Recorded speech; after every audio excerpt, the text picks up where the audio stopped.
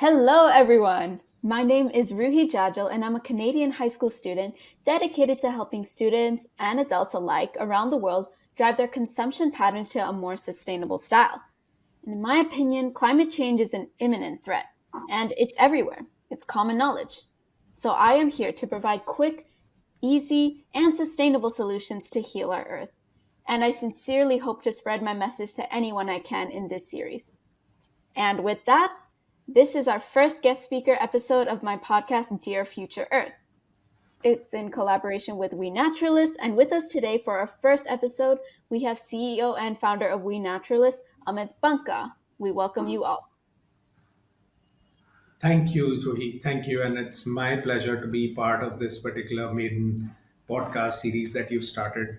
It's such an encouraging thing for everyone who's listening to it, right? Thank you very Really, much. really happy to be part of it.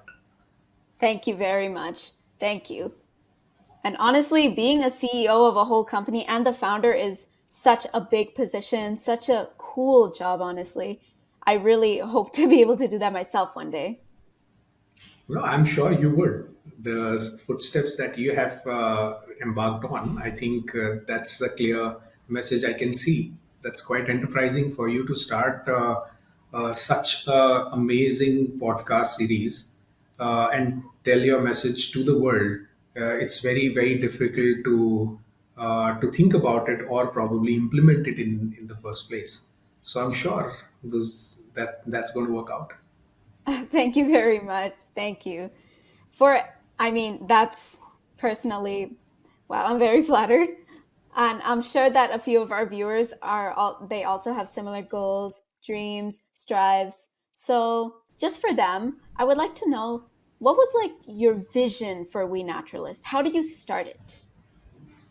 To be honest with you, I come from a very different world altogether. WeNaturalists, by the way, is a platform which essentially works with individuals, professionals, and organizations in achieving SDG goals, climate action goals, or work with organizations for their ESG in not just in terms of consulting, but also bringing them together on a particular platform which is called WeNaturalists to bring their work over here, get them some or the other kind of tools so that whatever they're doing can be done much better, right? And whatever I saw getting into this particular field, I realized that where little technology is being used to take the message forward or their work to the world, so that's where we came in and we said that let's try to solve that problem.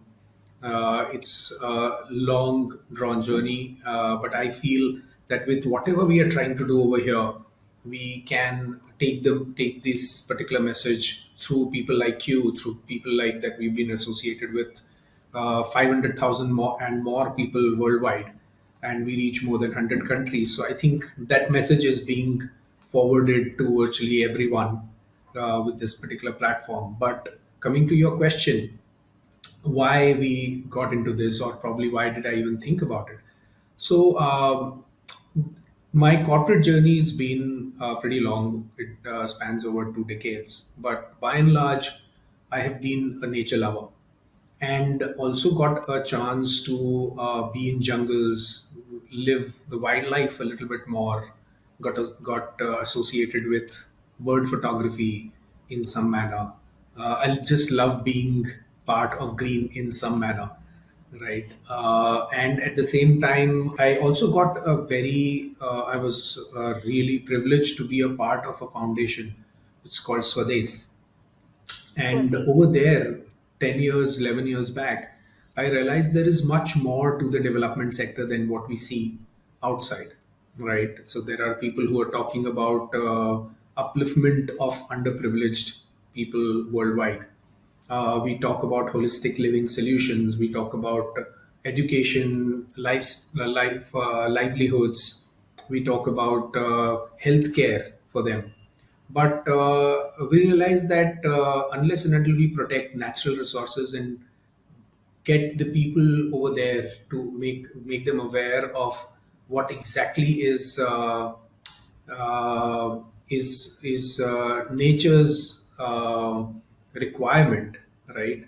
We will not be able to do justice to whatever nature has given us, right? So awareness creation, bringing them on the same page was very critical. So we created lots of interesting solutions by bringing people together. So that was the first instance where I got to know the power of community and how three or four key stakeholders can bring the community together and make them aware of their rights, their duties, their ability to drive self-sustenance in some manner, right? By a little bit of a guidance, right? And a little bit, I think I can see what you are trying to do with this particular podcast as well, sharing the message in your own way, right? But it's more a little bit passive, right? And you are trying to make it as you move forward in life. I'm sure you'll lead in a certain way that it will become more an active way of dealing with these kind of things. So at our end, with We Naturalists, in on one of those days, I realized that there is one platform which needs to bring these many people together from all over the world, so that the climate change is understood well. Climate change is something that is affecting all of us in one form or the other. Climate change is also bringing lots of challenges in lives which are very common all around the world, right? So it can only be addressed when people start understanding and learning from each other. They start sharing their issues and problems and solutions at one place. Plus, if I have to do it at scale, you need a technology which can bring all of these things together. So that was the starting point. It actually started in a jungle, the thought process of this. And today we have one of the largest communities working across the board for their project management, community building, engagements with their work, inspiring lots and lots of people. There are children on board. There's youth on board. uh, we we've just been able to make small dent, right, in whatever we're trying to achieve and whatever our goals are. That is wow. That is honestly amazing. I love the fact that it's like cliche how it actually started in a jungle and then it expanded to like the technological world on a completely like global scale. Even as you were talking, I kind of remembered like the one phrase which says everything and everyone in the world is all connected. After after I really building completely your second that. yes. After building your app, did, how have you come to like resonate with it? How have you become closer to all the people that are on the app? Yeah, that was a journey for me, to be honest, because I started with like thinking over here, and then slowly, with as the team started building, as I started developing, as people started joining from different parts of the world, when we started doing the research of what exactly would work and what would not, it was honestly a journey. Um, it's not going to be. I'll be honest that it didn't occur to me that I'm entering into a completely different world. I thought that we will be able to solve problem very early in the days, but as you start some of these interventions, which are a little unknown to the common world, right? Coming from the corporate world, we know what exactly work, what doesn't work, right? But over here, knowing this community itself was one of my biggest challenge, right? People who work in the environmental sector, people who are environmental scientists, naturalists, people who protect our jungles, people who are associated with plants, and people who are running nurseries, indigenous plant protection organizations, people who are into conservation of birds and animals, or any natural resource in any manner, people working on water solutions, in some manner, or anything to do with energy. All these things really inspired me day by day, the moment I got into this particular team. And I think um, it's very interesting that today, if I look back, right, because we were a little methodical with our approach, it seamlessly synced in with us, right? Because Mm. we were just getting from one level to the other and the third without even realizing the kind of work that has gone behind it, right? And today, if I look back, right, and that's why I said it's a journey, that look back, that every milestone we unfortunately couldn't celebrate, because we always, at every milestone, we realize that, oh, there's so much yet to be achieved, right? And with each of those milestones, we realize that no, this is still not a celebration time. We need to do a lot more than what we are actually destined. So I think, I'm not sure whether I'm fully answered your question, but I think this is largely to do with dealing with a lot of unknowns, and how do you ensure that each and every leg of it, right, is meticulously planned and executed. uh, all the effort that has gone with the team here has been phenomenal, right? And I think, um, I don't know today if I could have been doing anything better than what we have been able to execute, except probably taking this to the world a little better with our efforts. So I think that there's a lot that is still to be done. Of course. And I know We Naturalists is a growing platform. It's constantly developing every day. And now, just talking to you, I can see all the ambition and talent and skill and hard work and perseverance that goes in the background of all of this. So that's quite admirable, in my opinion. And I do think that as long as this continues to happen, all of this hard work continues to keep on hardworking, then you guys will continue to grow. And honestly, I'm really excited to see what happens after this. I'm really excited. Thank you so much. Of course.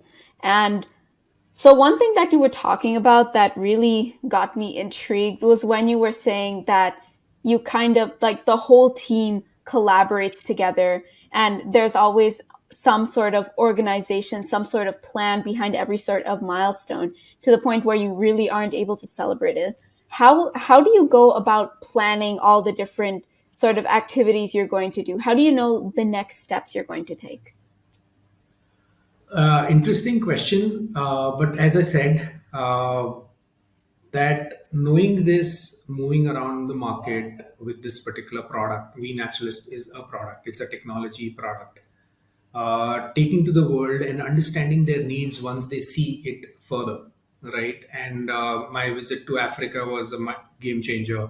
My visit to a lot of other places on some of the conferences overseas, meeting more and more people made me realize that what would be the outcome of something like this, what kind of acceptance that it would really bring in, right? So I think it's a very if I would be lying if I say that everything was very, very well planned, right? We took certain steps which were the need of the hour. We took certain steps which were writing on the wall, but we ignored in the initial phase, right? We also realized that there are a lot of things that we could have done differently at a later stage, right?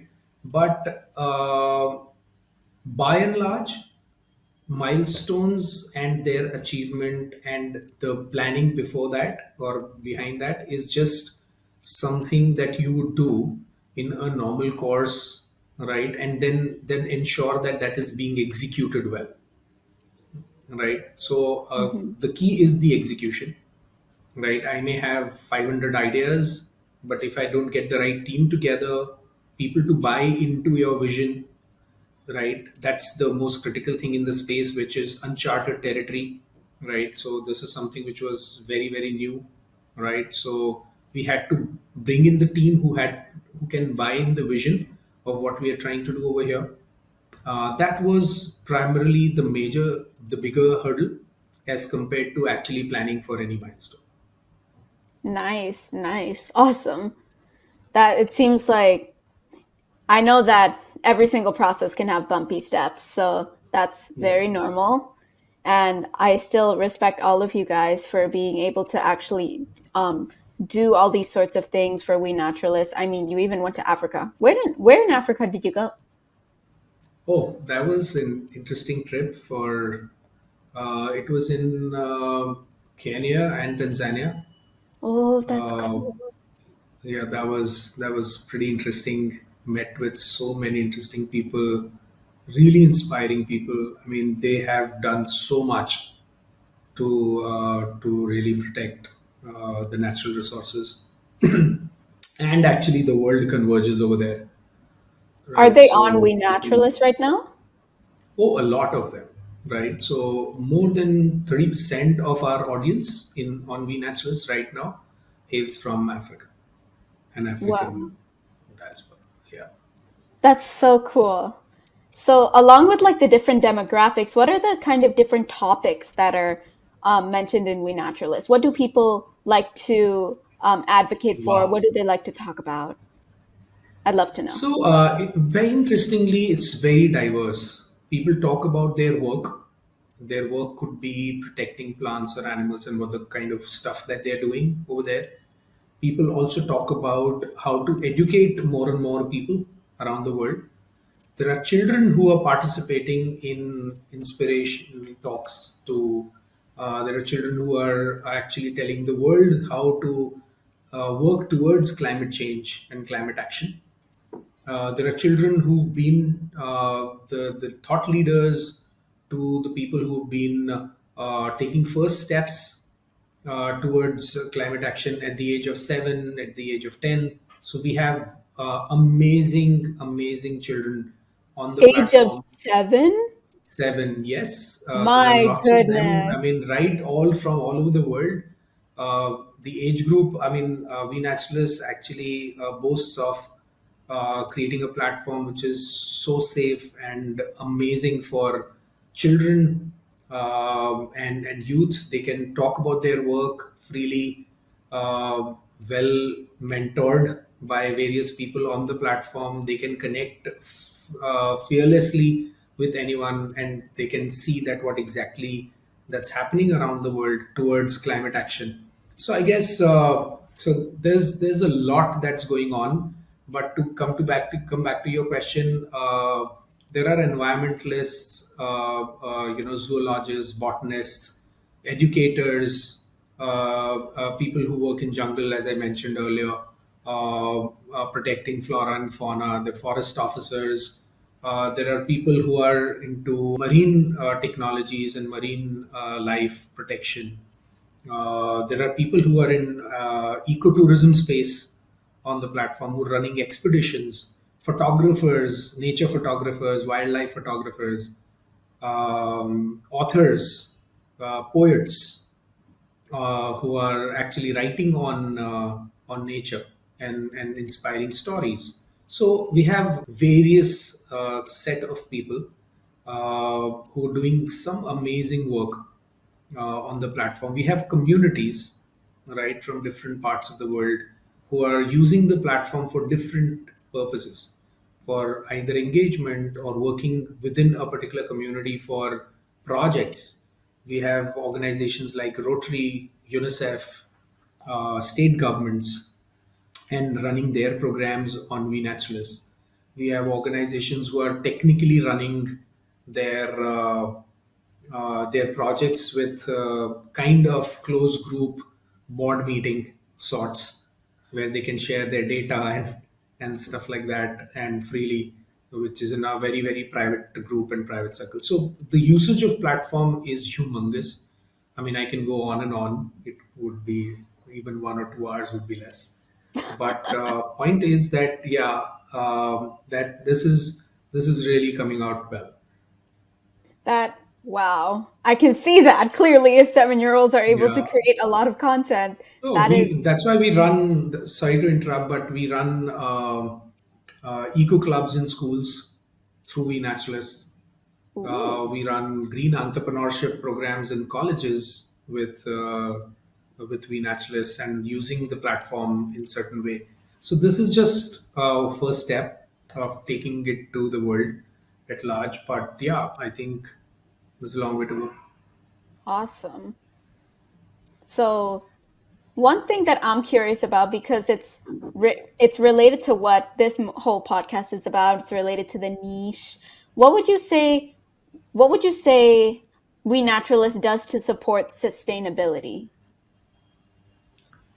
Everything that we do is towards providing a platform where people can not talk about sustainability but showcase their work and inspire millions with that.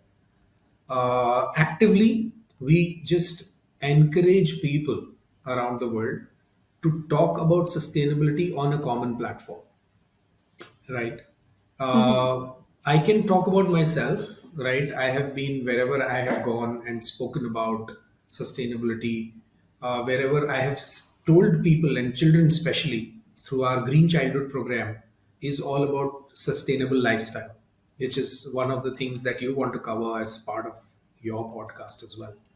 And I personally feel children and youth and sub 20-25 age group is going to be the flag bearers of sustainability in future, because that's where the largest amount of consumption is taking place, right? So, as a Hmm. proponent of sustainable lifestyle, I have been a great admirer of people who have been in this particular space and taken the mantle of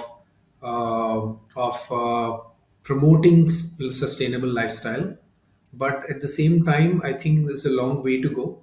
Our message needs to reach to each and every nook and corner, especially the pockets where the consumption is the maximum, which is urban habitats, larger cities. Since I come from Mumbai, India, I happen to see the way urbanization has taken place in the country and how exactly it's affecting the natural resources in one form or the other.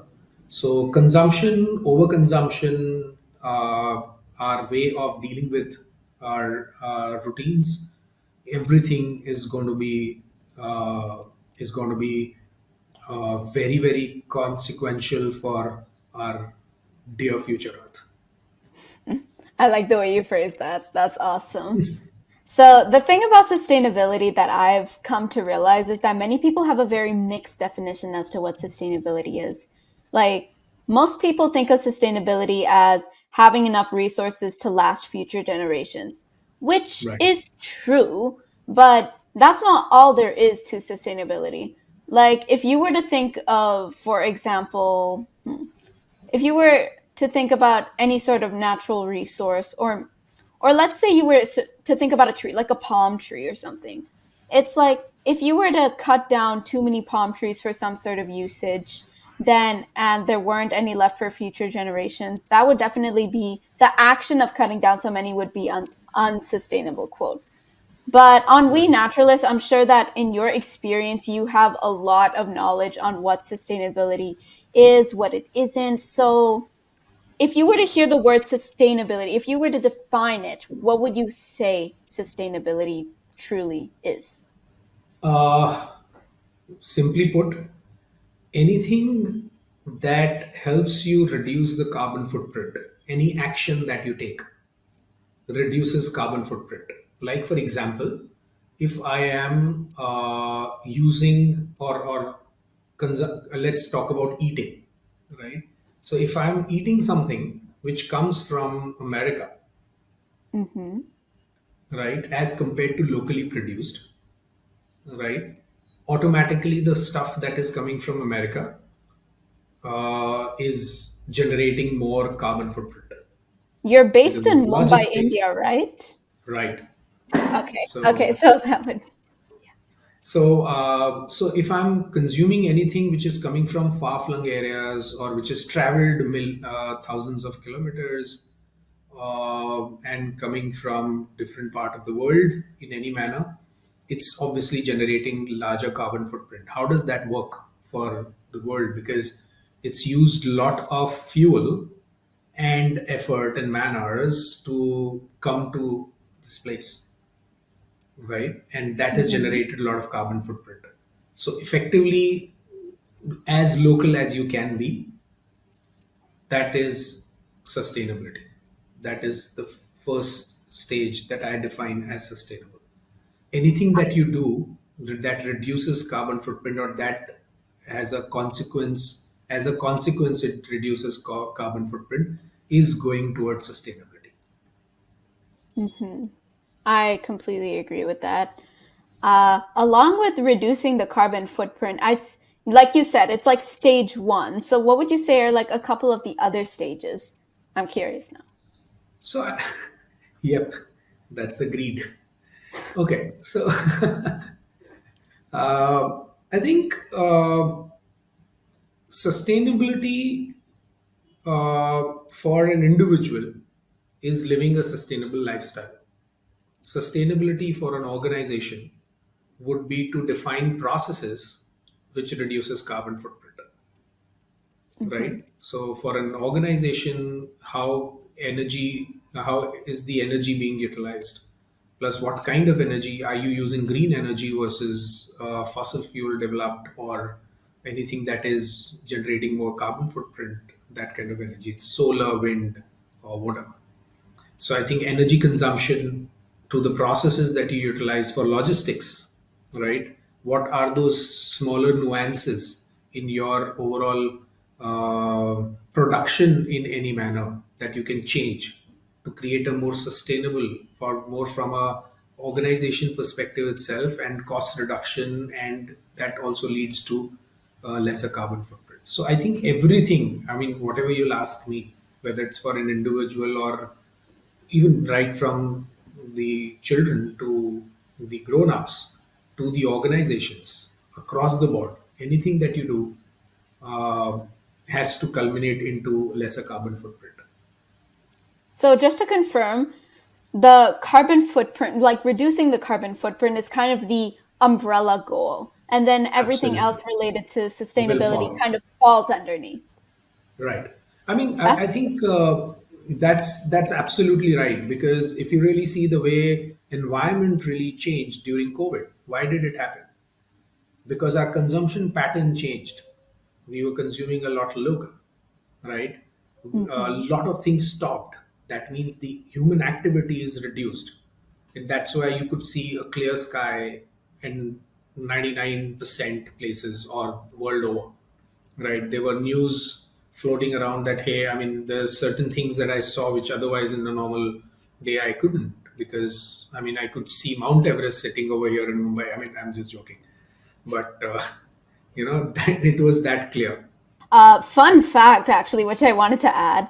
I'm pretty sure I had read about this, somewhere in northern India, the Himalayas were actually visible from a 25-kilometer distance for the first time in, I believe, 30 or something years. Lovely. I mean, I know. that's a notable fact. That's the kind of goal that we're really going Yeah, for, exactly. even with 25 sustainability. kilometers. Yep, absolutely. So, in terms of like action based, like, because so far it's all been talk, even in the media and everything, it's a lot of talking about how we can use renewable energy to our advantage, how we can change our habits and all. But let's talk about like actual action, because I feel like that's really important, especially for you because of We Naturalists. You are the definition of action. So, in terms of sustainability, what would you say is its what is its role in in creating a better future? Like, what is its role? How exactly can we utilize it to create a better future, a more Sustainability as a concept, Mhm. if well understood and implemented, step by step, we ourselves will see this impact slowly coming in, right? If implemented at a particular scale, it will show its own benefit in that particular area. And hence, so it will start small and it will keep on growing as the message grows, as the community starts adopting those practices. The world is now talking about getting into net zero. Some of the countries have targets of reaching net zero in next 10 years. Some of the countries are talking about net zero in 20 years. Some of the organizations have already started talking about going net zero on their carbon footprint next 4 or 5 years. Someone is talking about next year, right? So I think each of the goals, like, so it's proven that you can start small, but it will definitely have a rippling impact on the world, the community. And slowly, I think over a period of time, you'll start seeing an impact. But it's a very patient game.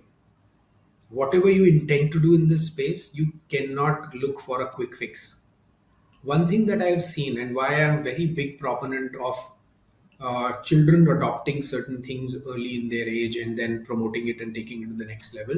And I give this example to a lot of people, right? In Mumbai, I mean, in Diwali, it's such a big fest, and it's always celebrated with a lot of pomp and show and firecrackers and lighting and stuff like that. Yes. But when children came together and there was a lot of awareness creation in schools a few years back, during that year and the next 3 years, the firecracker consumption reduced by almost 80% or 70%. Oh my, And and that gave a very, very different environmental push. I and could school clearly children see. did this? Yes, because they are the largest proponent of the adoption of some of these practices. Because if a children would say that, "Hey, I want a firecracker," parents do not have a choice but to go for it, right? But my Hmm. daughter, my herself, she said, "Oh, we don't want to do it this time." Right? And that was the biggest factor for us to decide. And that's primary reason why I feel that it may start small, but as this message grows, right, it will have a rippling impact across the For world. sure. India being such a Yeah, large and populated country, I can only imagine how much yeah, emissions come from Diwali fireworks alone. absolutely, Astounding numbers totally. that would be. So, wow, that's a great cause actually, and great action as well.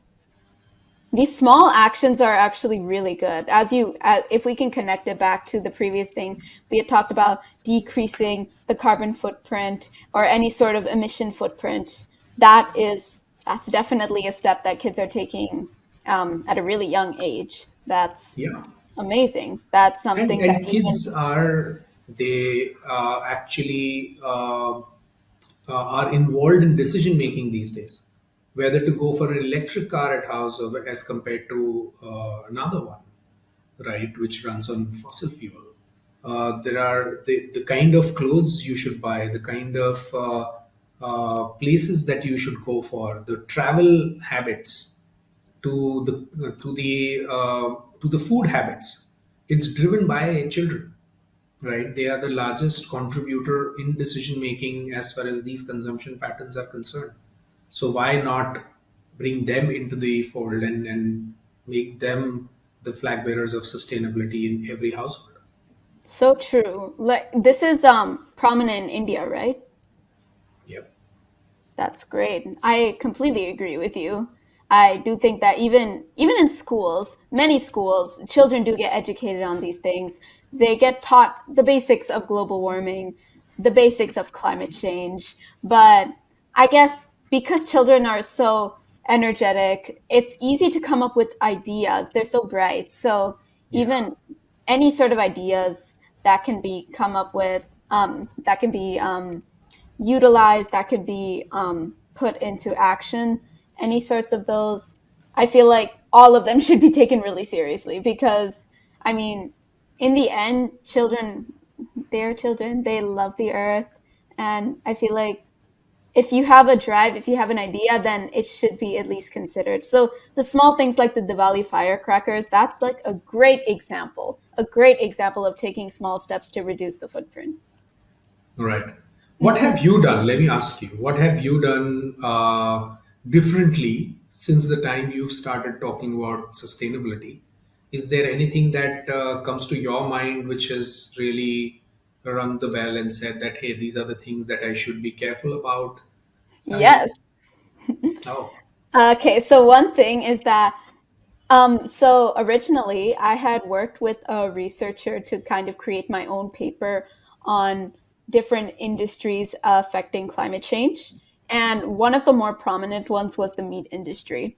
I have been a vegetarian since birth, but I used to eat eggs as well. And I know that the egg industry is huge all over the world and that there's a lot of transportation that's involved. There's a lot of labor that's involved, a lot of cruelty that's involved. And honestly, all of those things in some form or another, whether it be emissions, whether it be just raising the chicks, any sort of thing like that, they all contribute to global warming, climate change. They all contribute to unsustainability in some form or another.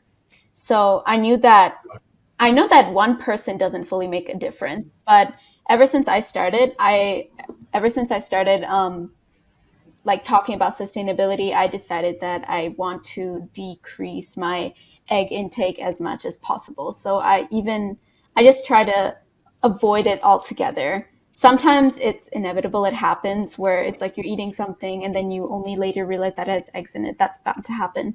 But yeah, overall, just I've been trying to decrease that, and I've been trying to tell some of my other vegetarian friends as well, in a nice way, of course. And yeah, a couple of my friends are actually interested in that. So I feel like overall, just me taking that step and me encouraging others to do the same is it's a small step, which we aim for in this podcast, but it will be effective long term. And I'm right. excited to see how that goes for my health, for our Earth's health, for everything.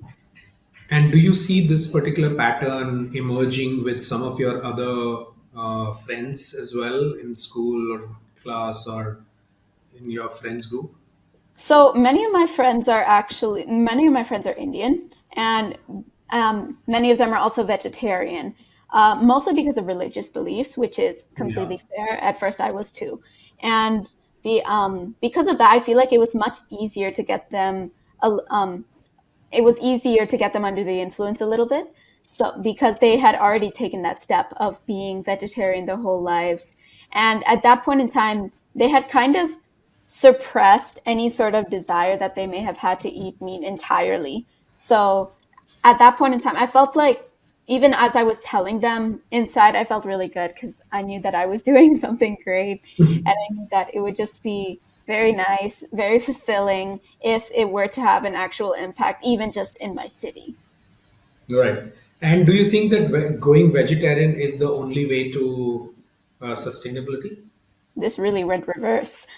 Definitely not. I mean, there's of course veganism, and I mean, diets is a small thing. It's a small solution amongst billions and billions of solutions out there. Right. It's the one that aligned with me. It's the one that I As an knew would individual. Mhm. It's one that would benefit me, I know, mentally, physically, spiritually. That is one of the many solutions that I plan to take in the future. And I'm glad Right. that this is one of my first. Right. And so I think this has been a topic in my head for a very long period of time on sustainability and going vegetarian or vegan or being a non-vegetarian, being more non-sustainable. So I Hmm. think again, if you relate it to the carbon footprint concept that we were talking about, right? Hmm.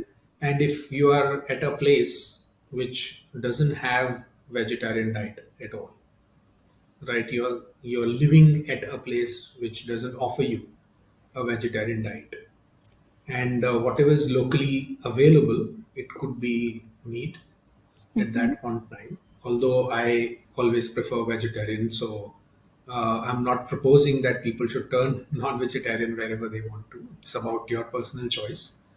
But but do you really think that at that point in time you would still suggest that, hey, no, you cannot eat meat and you need to be a vegetarian?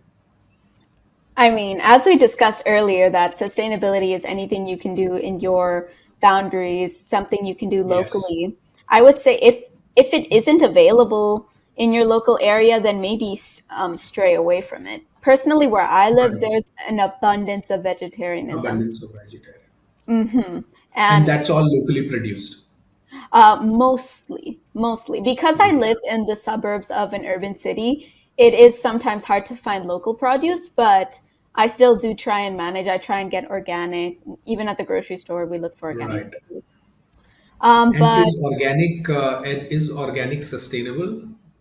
What do you I think would about it? say, I would say that when talking about organic foods, it's let's say that I would say yes and no because organic, the mere difference between like a regular fruit, for example, like an apple and an organic apple, is that the organic apple is GMO free. So any sort of genetically modified organism, any sort of pesticides, it's grown that way and it's more natural, which means that it also goes bad in few days compared to The GMO one which is apples. modified.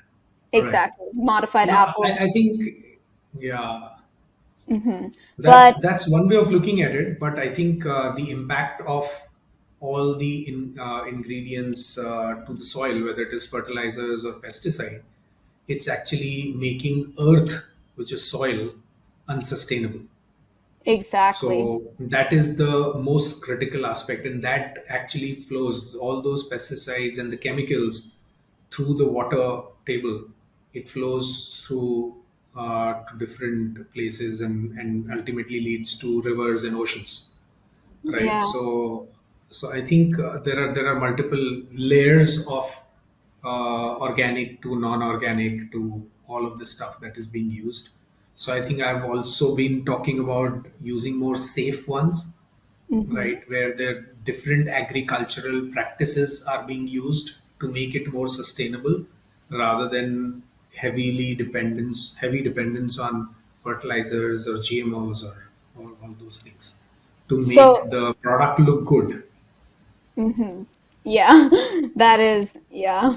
Yeah. It's marketing, but at the same time, would you then, like, I guess let's confirm this since there are two sides to the story.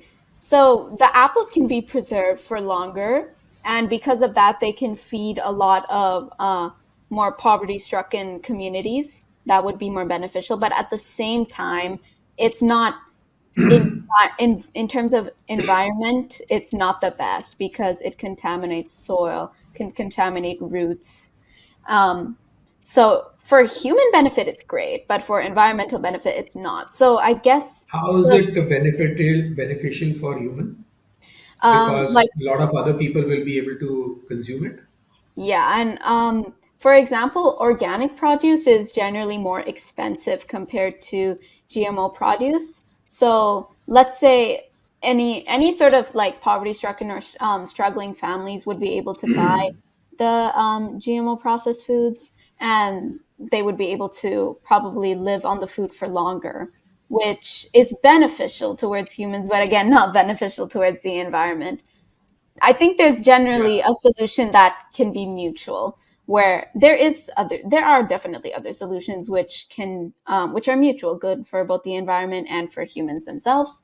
Um, I don't think that we have a proper solution as of yet, but again, as we grow, we'll find out.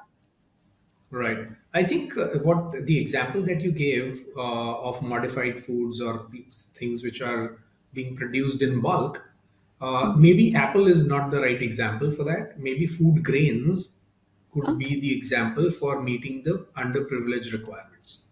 Hmm. Because even those apples will never reach the underprivileged. That is So, true. right, because of the price benchmarking and stuff like that. So, but yeah, I completely understand where you're coming from And that's one of the reasons also why we've not been able to take certain steps, because our consumption has increased manifold in last few years, but our productions have not. That's also given uh, economic cycle has also not been able to address that particular aspect, because the prices have increased, and obviously you have to continue to produce more and more in this in similar kind of resources, right? And in most of the countries, the cultivable land or the agricultural land or the parcels have reduced, and hence from that particular reason, you'll have to produce more from the same acre of cultivable land.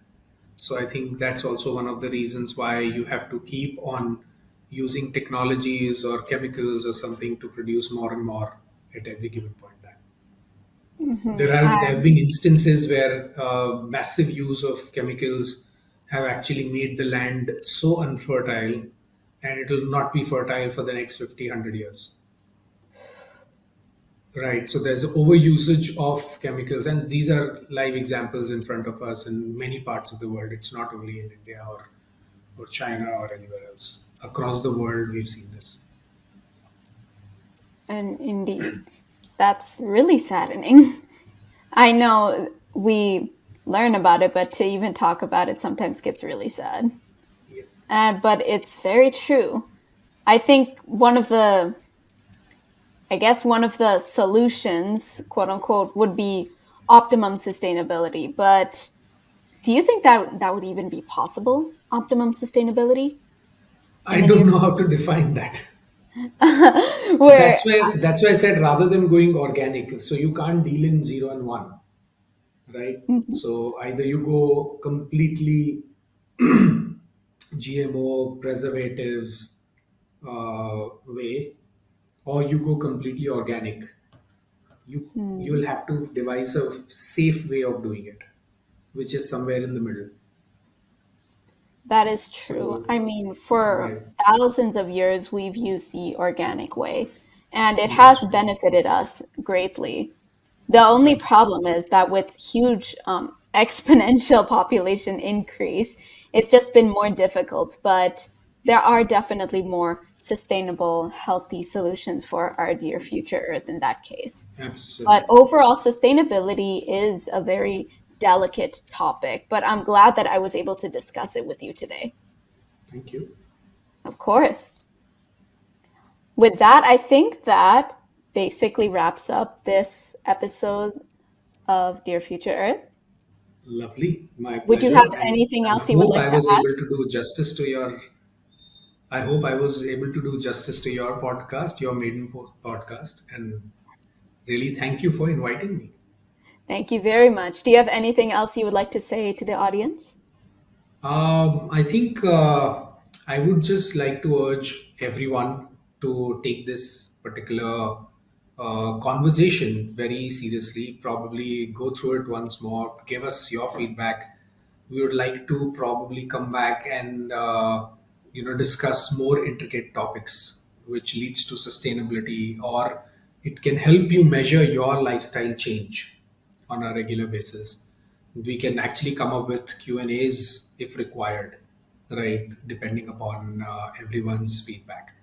We'd like to take this forward as the baton with Ruhi along with her in her journey of being a podcaster. So lovely to be here, and would like to have more and more such interactions with people like you. Thank you Thank very you. much, Mr. Banka. Very excited. I'm so grateful that you were the first guest on this podcast. I'm extremely grateful. Thank you so Thank much. you. My pleasure. Grateful. Thank Thank you, you. Ruhi. Thank you Thank so you. much. Bye. Have a great Bye day. bye. Thank you. Dear Future Earth is now streaming on YouTube, Apple Podcasts, and Spotify.